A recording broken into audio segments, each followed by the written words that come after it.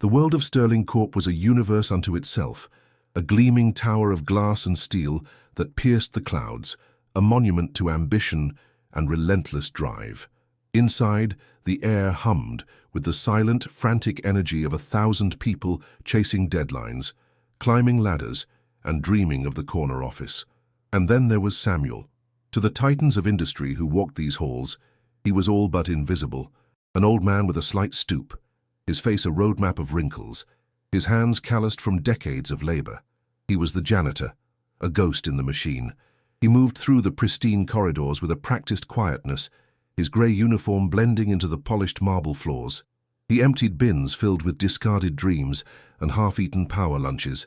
He wiped away the smudges left by hands that signed million-dollar deals. He saw everything, yet no one ever truly saw him. His day began when the city was still asleep, long before the first expensive car pulled into the executive parking garage. He knew the building's secrets, the loose floorboard on the 17th floor, the coffee machine in the marketing department that always sputtered on Tuesdays. He knew the quiet sighs of disappointment and the hushed whispers of office affairs. He saw the young interns, their eyes bright with hope, slowly dim as the corporate grind wore them down. He saw the executives, their tailored suits like armor, their smiles practiced and sharp. And he saw Mr. Alistair Finch, the CEO, the king of this castle. Alistair was a man carved from granite and arrogance. He moved through the world as if he owned it, his voice a perpetual boom that demanded attention. He never acknowledged Samuel, not with a nod, not with a glance. To Alistair, Samuel was just part of the scenery, a fixture as inanimate as the ficus trees in the lobby. But Samuel didn't mind the invisibility. It gave him a unique perspective. He saw the truth behind the polished facade. He saw the fear in the eyes of a junior executive about to be fired. He saw the loneliness in the face of a manager eating lunch alone at her desk. He saw the cracks in the perfect, powerful image that Sterling Corp presented to the world. He had worked in this building for 30 years. He had seen CEOs come and go. He had seen fortunes made and lost. He had seen a young, eager man named Alistair Finch join the company as a junior analyst, full of fire and ideals. He had watched that fire curdle into something colder, something harder. He had seen the man lose his way, one promotion at a time. Samuel carried his memories and his observations in the quiet dignity of his work. He knew that true worth wasn't measured in stock options or titles.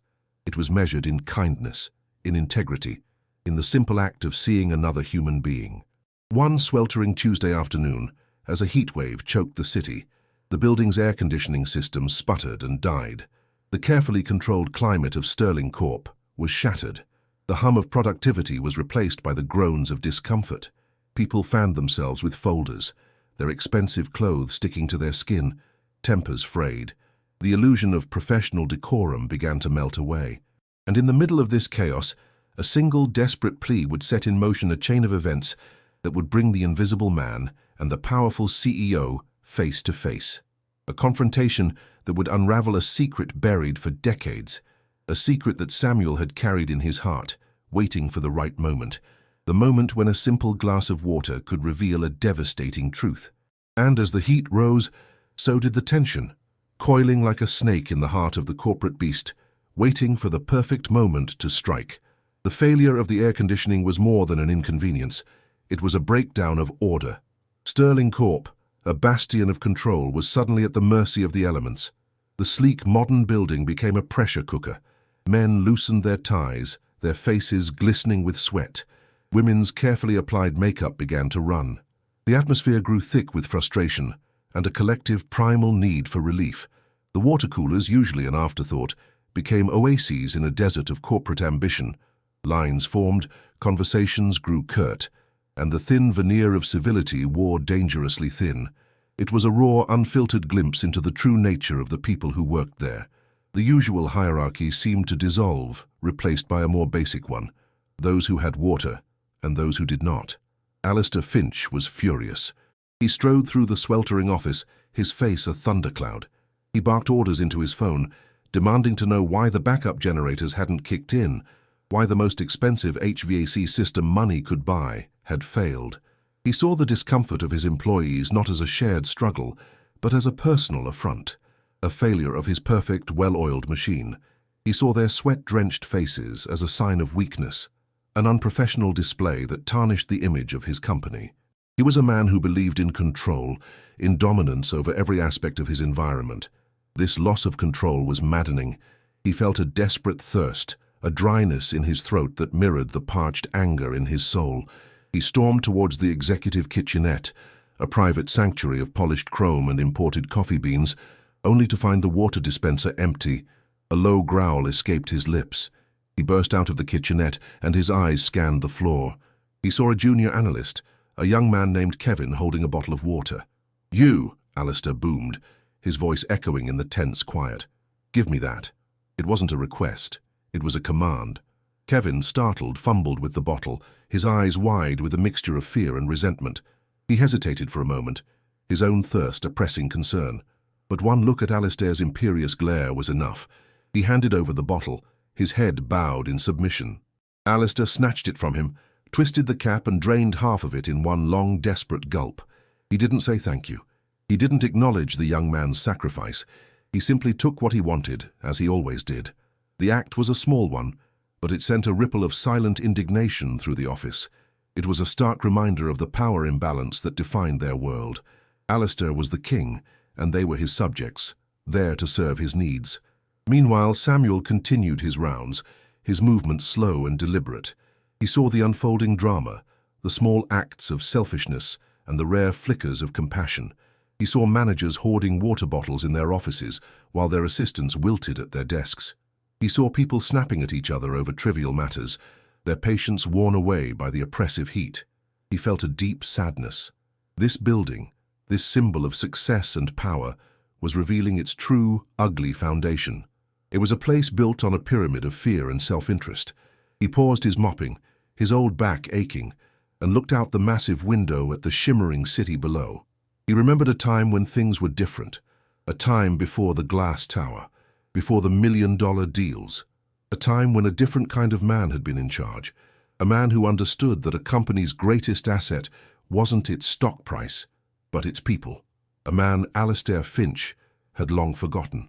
And as Samuel watched the powerful CEO assert his dominance, he knew his moment was approaching, the moment he had dreaded and prepared for so very long. Alistair's thirst was insatiable. The single bottle of water had done little to quell the fire in his throat. He felt a growing sense of panic, an animalistic need that overshadowed his executive functions. He needed more. His eyes darted around the office, searching for another source, another subordinate to command. And then he saw him. The old janitor, Samuel, pushing his cart down the hallway. On the cart, next to the cleaning supplies and a roll of paper towels, was a large, insulated jug, the kind workmen carry. Condensation beaded on its metallic surface, a promise of cool relief. Alistair's eyes narrowed. He saw not an old man, but a resource. He strode towards Samuel, his expensive leather shoes clicking menacingly on the marble floor. The remaining employees watched, a silent chorus to the impending confrontation. "You, janitor." Alistair's voice was sharp, dismissive. He didn't use Samuel's name, he likely didn't even know it. Samuel stopped his cart and turned, his expression calm, his eyes holding a depth that Alistair was too arrogant to notice. "What's in the jug?" Alistair demanded, pointing a manicured finger. "Water, sir," Samuel replied, his voice soft but steady. It held no trace of the fear that Alistair was accustomed to hearing. A wave of irritation washed over the CEO. "Give it to me," he commanded. It was the same tone he had used with the young analyst, but this time it didn't have the same effect. Samuel didn't move. He simply looked at Alistair, his gaze unwavering. "I'm sorry, sir," he said politely. "This is my personal water. I need it for my work, the heat. It's difficult for an old man." The refusal stunned Alistair into a moment of silence.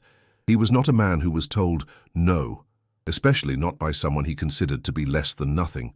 A slow, cruel smile spread across his face. He decided to make an example of this insolent old man. "Your water?" he scoffed, his voice dripping with condescension. "You think you have a right to your water when the people who actually matter in this company are suffering?" He gestured grandly at the wilted employees around him, casting himself as their suffering leader. "Look at you, an old man who mops floors. What value do you possibly bring? You are replaceable. A dime a dozen. I, on the other hand, am the heart of this company. My well-being ensures that all of you, he sneered at the onlookers, still have jobs to come to. He turned his mocking gaze back to Samuel. So I'll ask you again. Give me the water. The office was so quiet you could hear a pin drop. The employees watched, their own discomfort forgotten, caught in the raw, ugly display of power. They felt a mix of fear and a strange, budding hope. Someone was finally standing up to the tyrant. Samuel's calm demeanor in the face of Alistair's tirade was a quiet act of rebellion they had only dreamed of. But Samuel's next words were not rebellious. They were something else entirely, something that shifted the very foundation of the confrontation. "I will give you water, Mr. Finch," Samuel said, his voice carrying a new weight, a new authority. "All the water you could ever want. But first, you must do something for me." Alistair laughed, a harsh, barking sound. "You're in no position to bargain with me, old man." Samuel simply held his gaze. "I'm not bargaining," he said. "I'm offering you a choice. Give me what I ask, and I will give you a drink that will quench a thirst you don't even know you have." The air crackled with a new kind of tension, a sense of mystery that eclipsed the oppressive heat, leaving everyone wondering what the old janitor could possibly ask for in return. Alistair Finch stared at the old janitor, a cocktail of fury and disbelief swirling within him. The audacity of this man, this nobody, was staggering. Bargaining with him, the CEO of Sterling Corp, it was laughable. Yet there was something in the old man's eyes. A quiet certainty, a complete lack of fear. It was unsettling. It was intriguing. Alistair was a man who enjoyed a game, a negotiation. He saw this not as a genuine request, but as a challenge, a pathetic attempt by a powerless man to feel important, and Alistair Finch loved nothing more than to crush such attempts. He would play along, just to watch the old man fail, to see the flicker of hope in his eyes die out. "All right, old man," Alistair said, crossing his arms, a smirk playing on his lips. "I'll bite. What is this impossible thing you want from me? A raise, a pension, a gold-plated mop?"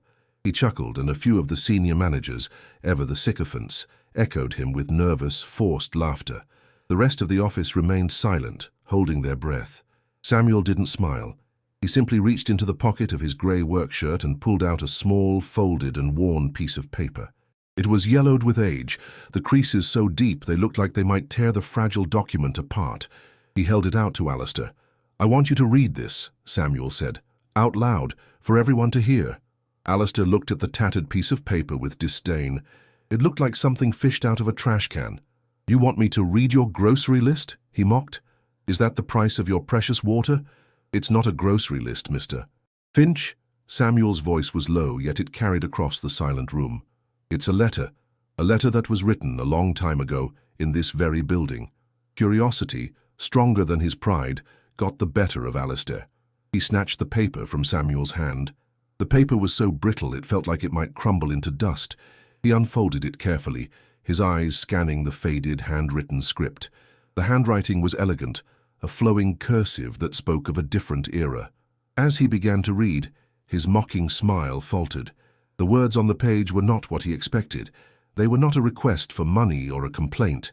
They were a promise. He began to read, his voice hesitant at first, then growing stronger as he projected for the whole office to hear. "To my dearest son," he began, the words feeling foreign and strange on his tongue. "If you are reading this, it means I am gone. And it likely means that the company we built, the dream we forged, has been passed into your hands." Alistair paused, a flicker of confusion in his eyes. He looked up at Samuel, as if to ask what kind of game this was. Samuel simply nodded, urging him to continue. Alistair cleared his throat, his CEO's voice taking over again. "I want you to remember something, my boy. A company is not made of bricks and mortar. It is not defined by profits or stock prices. It is and always will be about the people, the men and women who pour their hearts and souls into their work every single day." Alistair's voice faltered again. The words were simple, almost cliché, but they were written with a raw sincerity that felt like a punch to the gut. He could feel the eyes of every employee on him. They were no longer just watching a confrontation. They were listening, truly listening.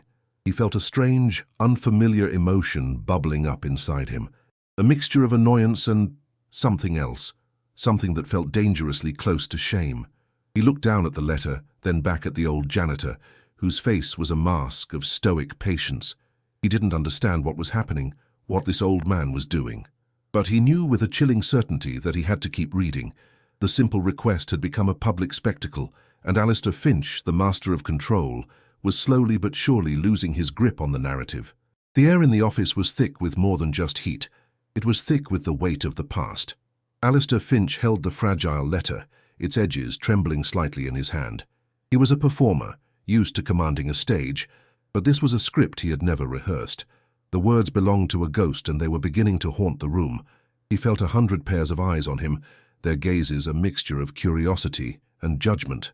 His pride screamed at him to stop, to tear the letter to shreds and reassert his authority, but a deeper, more morbid curiosity pushed him forward. He had to know where this was leading. He had to understand the old janitor's game. He took a breath, his throat still painfully dry, and continued to read. "I have always taught you to be strong, Alistair," his voice read, the name hanging in the air, a personal indictment. "But strength is not about how loud you can shout or how many people you can bend to your will. True strength is in compassion. It's in lifting others up, not pushing them down.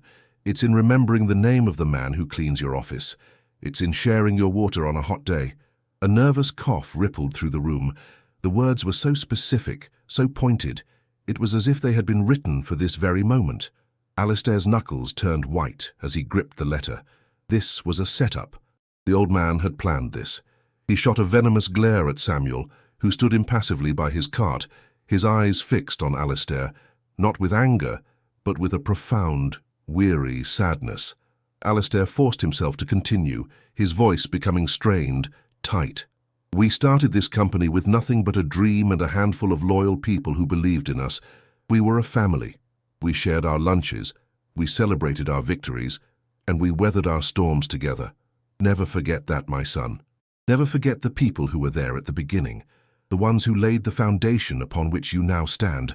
The letter went on, detailing the early days of the company. It spoke of sacrifices made, of risks taken.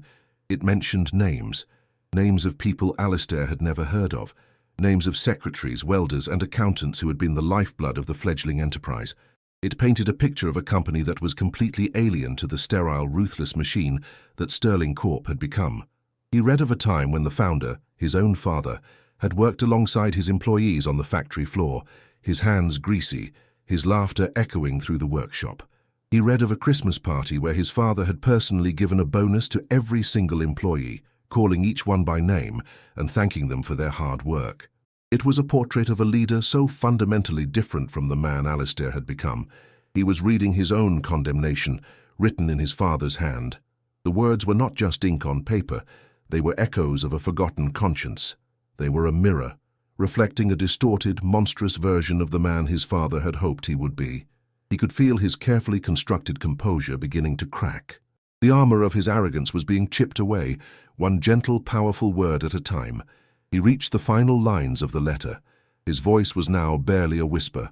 "And if you ever lose your way, Alistair, if you ever forget the man I raised you to be, I ask that you seek out the humblest soul in this company, seek out the person you have failed to see, for in their eyes you will find the truth, and in their forgiveness you may find your way back." He finished reading. The silence that followed was absolute. It was a heavy, suffocating silence, filled with the unspoken thoughts of everyone in the room. Alistair Finch stood there, the letter hanging limply from his fingers.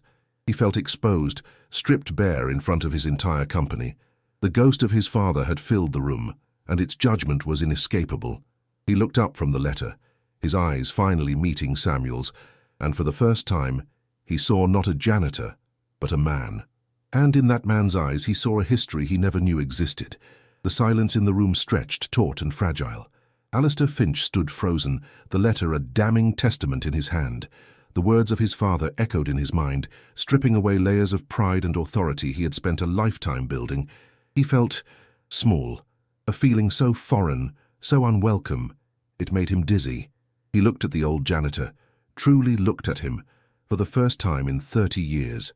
He saw the deep lines etched around his eyes, the quiet dignity in his posture. He saw a man who had witnessed the rise and fall of his own legacy. And then, a question, born of dawning, horrifying suspicion, clawed its way up his dry throat. Who are you?" he whispered, the words barely audible. Samuel let out a long, slow breath, a sigh that seemed to carry the weight of decades. "My name is Samuel Carter," he said, his voice soft but clear. "And your father? He was my best friend." A collective gasp rippled through the office. The statement was so simple yet so profoundly shocking. It reconfigured the entire reality of the room. This was not just a janitor. This was a piece of the company's history, a living relic from its foundational myth. Alistair felt the floor drop out from beneath him. His mind raced, trying to process the information. His father's best friend? Cleaning the floors of his building? It was impossible. It was insane. "You're lying," Alistair stammered, the accusation weak, desperate. "My father never mentioned you." "Oh, but he did, Alistair," Samuel said, a flicker of old pain in his eyes. "He mentioned me often in the beginning. We started this company together, in his garage. It was his dream, his vision. But I was there. I was the one who helped him build the first prototype. I was the one who co-signed the first loan when the banks laughed at him." He gestured around the opulent office. "This empire, I laid the first brick." He spoke without bitterness, stating facts with a quiet, unshakable authority. He was not asking to be believed. He was simply telling the truth. He recounted stories of the early days, stories that resonated with the words in the letter. He spoke of late nights fueled by cheap coffee and boundless optimism. He spoke of a partnership built on trust and mutual respect. He spoke of Alistair's father not as the formidable founder, but as Arthur, a dreamer, a friend. As Samuel spoke, the employees listened, spellbound. They were witnessing the unearthing of a secret history, a truth that had been scrubbed from the official corporate narrative. The story of Sterling Corp was not the story of a lone genius, but the story of a partnership, a friendship, a bond that had been broken, buried under years of ambition and neglect. Alistair stood mute as the story unfolded. He felt like a stranger in his own father's life. He remembered his father's later years, the sadness that had often clouded his eyes, the way he would sometimes stare off into the distance as if looking for someone who wasn't there. He had always assumed it was the pressure of the business. Now he was beginning to understand. It was the grief of a lost friendship. "What happened?" Alistair asked, his voice hoarse. "If you were his partner, why are you—" He couldn't finish the sentence. The question hung in the air, pregnant with shame. "After your father's first heart attack," Samuel explained, his gaze distant, "the doctors told him to slow down. The company was growing fast. The new investors, the ones you brought in, they were aggressive. They wanted to expand, to cut costs. They saw me as a liability, an old-fashioned sentimentalist who cared more about people than profits." He paused, his eyes finding Alistair's. "They pressured your father to push me out. They told him I was holding the company back. And you agreed with them. You told him it was time to trim the fat." "I was the fat, Alistair. I was the fat that needed trimming." The revelation landed like a physical blow. Alistair staggered back a step, the memory hitting him with the force of a freight train. He remembered the conversation. He had been young, arrogant, desperate to prove his worth. He had seen Samuel as a relic, an obstacle to his own ambition. He had convinced his father. He had been the architect of his own father's greatest betrayal. The truth, once spoken, could not be unheard. It filled every corner of the vast office, suffocating Alistair Finch. The memory he had long suppressed, buried under a mountain of rationalizations and self-congratulation, now roared back to life in excruciating detail. He remembered the meeting, the sleek boardroom, the faceless investors with their predatory smiles. He remembered their words dripping with poison, cloaked in the language of progress and efficiency. They had called Samuel a nostalgic anchor, holding back the ship of progress.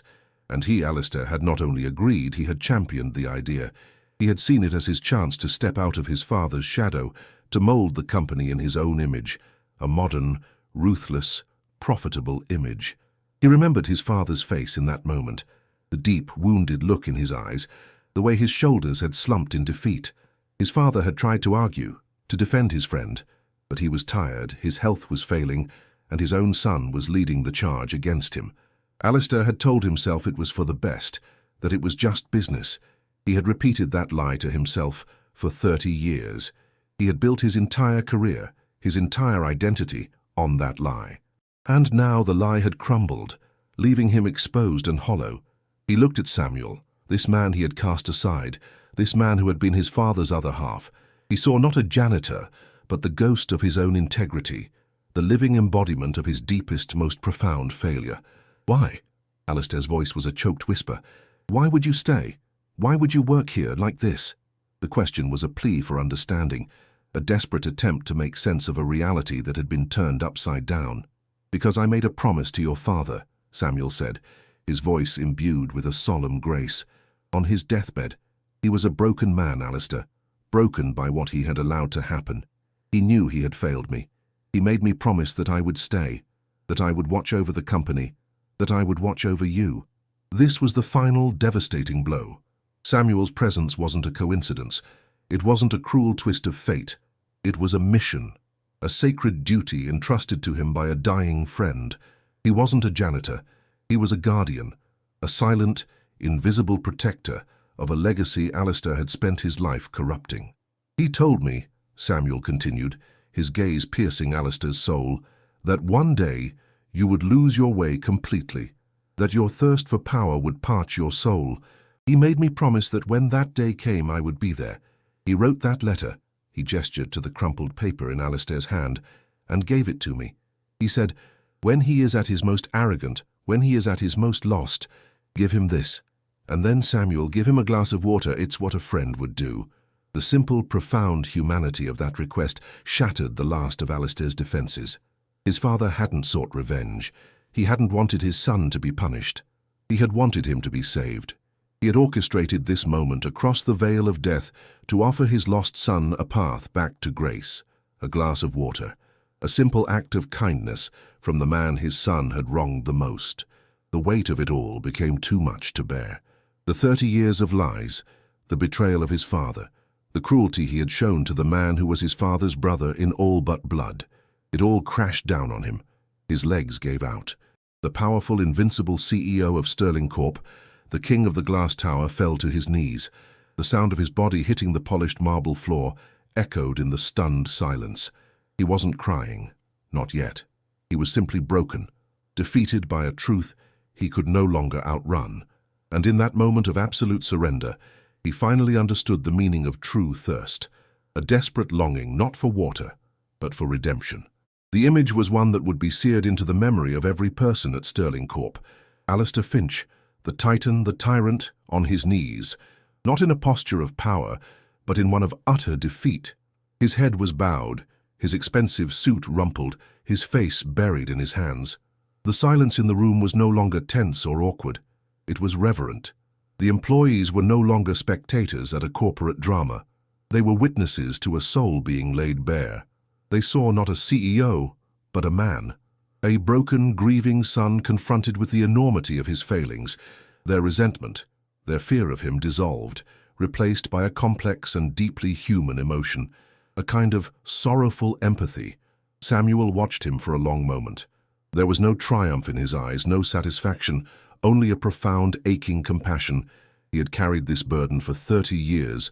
He had watched the boy he once knew grow into this hard, lonely man. He had cleaned his offices, emptied his trash, and all the while he had been keeping his promise. He had been waiting. He turned to his janitor's cart. With slow, deliberate movements, he unscrewed the cap of his large, insulated jug, the one Alistair had demanded with such arrogance only moments before. He poured the cool, clear water into a simple, clean paper cup.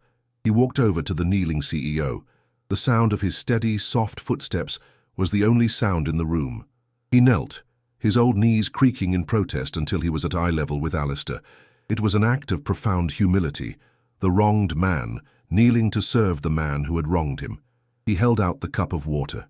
"Drink, Alistair," he said, his voice gentle. He used his first name, not Mr. Finch. Alistair, the name his father had used, the name of the boy he had once been. Alistair looked up, his face a mess of unshed tears and shattered pride. He saw the cup of water, and he saw the hand that held it, a hand calloused and worn from a lifetime of labor he had scorned, and he saw the eyes of the man offering it, eyes that held no judgment, no anger, only forgiveness. He reached out a trembling hand and took the cup. His fingers brushed against Samuel's, and a jolt like an electric current passed through him. It was the first time in his adult life he had experienced a moment of genuine, unconditional kindness. A moment with no agenda, no transaction, just grace. He brought the cup to his lips and drank. The water was cold, clean, and pure. It was the most incredible thing he had ever tasted. It quenched the fire in his throat, but it did more than that. With every swallow, it felt like it was washing away the filth from his soul. It was a baptism, a first drop of redemption in a desert of his own making. When the cup was empty, he didn't hand it back. He just held it, his hands shaking. And then the tears came. Not the angry, frustrated tears of a thwarted man, but the deep, wrenching sobs of a broken heart. He cried for his father. He cried for the friend he had helped to betray. He cried for the man he should have been, and for the monster he had become. He cried for the 30 lost years, for the loneliness he had mistaken for strength, for the empire he had built on a foundation of lies. The sound of his weeping filled the room, a raw, unfiltered expression of grief and regret. It was the sound of a king being unmade, and of a man, perhaps, being born. The employees watched, their own eyes wet with emotion. They were witnessing a moment of pure, painful, beautiful humanity. A powerful reminder that beneath the titles and the suits, we are all just people, capable of great cruelty, but also of profound transformation. The days that followed the collapse of Alistair Finch were unlike any that Sterling Corp had ever seen. The story of what happened in that sweltering office spread through the building like wildfire, whispered in corridors, discussed over coffee, and analyzed in hushed tones. It became an instant legend. The day the janitor brought the CEO to his knees with a glass of water and the truth. Alistair disappeared from the office for a week. No emails, no calls, no booming commands echoing from the executive suite. His absence created a vacuum, but it wasn't filled with chaos.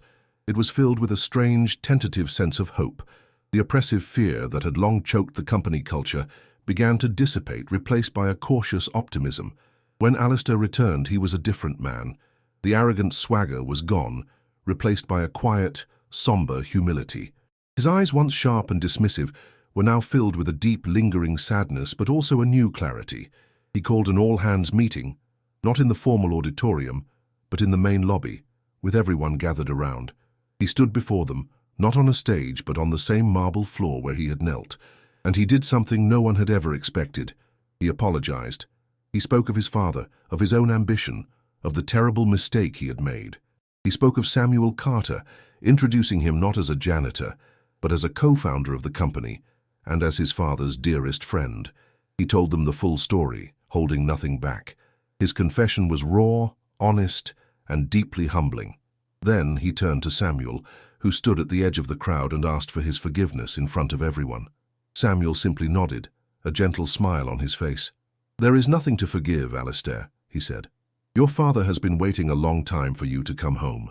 That single moment did more to reshape the culture of Sterling Corp than any corporate retreat or team-building exercise ever could. It was a demonstration of genuine, painful, and transformative leadership. Alistair announced that Samuel Carter was being reinstated to his rightful place, not with a ceremonial title, but as a guiding voice on the board of directors, a chief conscience officer, as he put it, tasked with ensuring the company never lost its way again. The changes were not just symbolic, they were real and immediate. Alistair began to walk the floors, not as a king surveying his domain, but as a student. He learned the names of his employees. He asked about their families, their struggles, their ideas. He started a program, funded personally by him, to provide scholarships for the children of every employee, from the senior VPs to the cleaning crew. He tore down the executive kitchenette and made it a communal space for everyone. He instituted a new policy, inspired by his father's letter, the People First Mandate. It prioritized employee well-being, fair wages, and a compassionate workplace over short-term profits. Some of the old guard investors, the ones who had pushed for Samuel's ousting, were furious. They threatened to pull their funding. Alistair stood firm. He told them that Sterling Corp was no longer for sale to the highest bidder. It was a family. And if they didn't want to be a part of that family, they were free to leave. Many of them did. The company's stock took a hit. But something remarkable happened. Employee morale soared. Productivity, driven by a newfound sense of purpose and loyalty, skyrocketed. The company didn't just survive, it began to thrive in a new, more meaningful way. Alistair and Samuel became an inseparable pair. The young, reformed CEO and the wise old founder, they would often be seen walking the halls together, deep in conversation. Alistair was learning. He was learning about his father, about the history of his company, and most importantly, about himself. He learned that true power wasn't in command, but in connection. That true wealth wasn't in a stock portfolio, but in the respect and loyalty of the people around you. The glass tower that was once a monument to one man's ego was slowly being transformed into a testament to a rediscovered humanity. It was being rebuilt, not with steel and glass, but with kindness, integrity, and a simple glass of water. Several months later, Sterling Corp held its annual gala. In previous years, it had been a lavish, ostentatious affair, a celebration of profit margins and corporate dominance held at the most expensive hotel in the city, a night for Alistair Finch to hold court. This year, it was different. The gala was held in the company's own newly redesigned cafeteria. The decorations were simple, the food was good but not extravagant, and the guest list included every single employee, from the boardroom to the mailroom, along with their families. There was no hierarchy in the seating chart. Interns shared tables with vice presidents. Accountants laughed with warehouse workers. The atmosphere was not one of stiff formality, but of genuine, joyous community. The highlight of the evening was the presentation of the Founders Award, an award that had been dormant for 30 years. It was an award not for the highest sales or the most innovative idea, but for the employee who best embodied the company's new people-first values. Alistair took the stage, but he didn't stay there long. He simply said a few words about the importance of family and kindness, his voice thick with an emotion that was now familiar and welcome. Then he called Samuel Carter to the stage to present the award. Samuel, dressed not in his old grey uniform, but in a simple, dignified suit, walked to the podium. The applause was thunderous, a wave of genuine affection and respect. He didn't give a long speech. He just shared a short story about his friend, Arthur Finch, and how he believed that a man's true worth could be measured by the number of lives he touched for the better. The award went to a single mother from the accounting department who had organized a support group for working parents in the company. As she accepted the award, tears of gratitude streaming down her face, the entire room rose to their feet in a standing ovation. In that moment, Alistair Finch stood at the back of the room watching. He wasn't in the spotlight. He wasn't receiving any awards. He was just another member of the community. He saw the genuine smiles on his employees' faces. He saw the look of quiet pride on Samuel's face. He saw a company that was not just profitable, but joyful, a place where people felt seen, valued, and cared for, a place his father would have been proud of. Later that evening, as the party was winding down, Alistair found Samuel sitting alone at a table, nursing a cup of coffee. He sat down opposite him. For a moment, they just sat in comfortable silence, the sounds of laughter and music swirling around them. "He would have loved this, wouldn't he?" Alistair said quietly. "Yes," Samuel replied, a gentle smile on his face. "He would have. This is the company he always dreamed of." Alistair looked around the room, at the rich tapestry of human connection that had replaced the cold, sterile ambition of the past. He thought about his former life, the private jets, the billion-dollar deals, the fawning sycophants. He had thought that was what it meant to be rich. He had been so wrong. He looked at Samuel, this humble, quiet man who had worked as a janitor for 3 decades, who had endured mockery and invisibility, all to honor a promise to a friend. A man who possessed a wealth of integrity, loyalty and love that Alistair was only just beginning to comprehend. In that moment, Alistair Finch, the man who had once been the most powerful person in the room, realized he was sitting across from the richest. He felt a profound sense of peace settle over him. The thirst was finally gone. He had a long way to go, a lifetime of amends to make, but he was no longer lost. He had found his way back. Not to power or to glory, but to something far more valuable. He had found his own humanity, and he knew, with a certainty that resonated deep in his soul, that he would never take a simple glass of water for granted again. If this story touched you, don't forget to like, comment your thoughts, and subscribe for more powerful life lessons every week.